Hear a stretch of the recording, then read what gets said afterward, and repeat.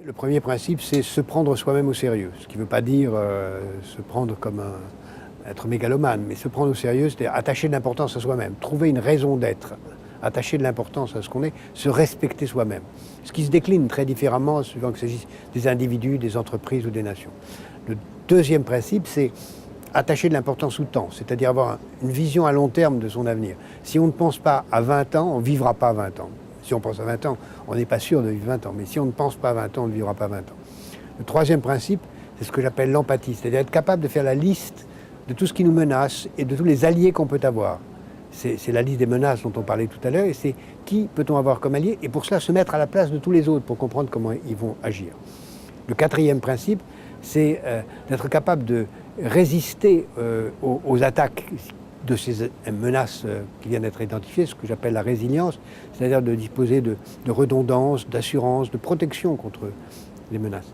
Le cinquième principe, c'est un principe qui consiste à être capable de transformer une menace en source de réussite. C'est ce qu'on fait au judo quand on utilise la force de l'adversaire. C'est quand on transforme une rareté en source d'innovation. C'est un principe de créativité. Le sixième principe, c'est si la crise est trop difficile, trop insupportable, c'est d'être capable de changer complètement, de devenir un autre, quitte même à devenir proche de son adversaire, de celui qui vous menace, d'être vraiment en situation de pouvoir être l'autre totalement. Et le septième principe, c'est justement celui de se révolter, de ne rien accepter, même de refuser les règles, à condition de respecter déjà le premier principe, c'est-à-dire de rester digne de soi-même. Ces 7 principes forment un tout étonnamment cohérent, dont j'ai trouvé les sources dans les civilisations les plus anciennes, dans ce que j'avais écrit sur les labyrinthes ou dans l'homme nomade, sur les sagesses de survie dans les situations difficiles.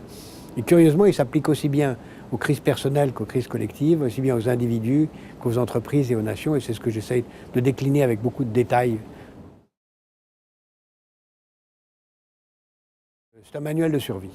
Un manuel de survie, ce n'est pas un livre de développement personnel au sens où il s'agit dans un univers serein de s'épanouir, mais c'est un livre de réaction, de protection contre les menaces et donc de mettre en situation, ce qui est difficile, hein. Moi-même j'ai le plus grand mal à appliquer ces principes.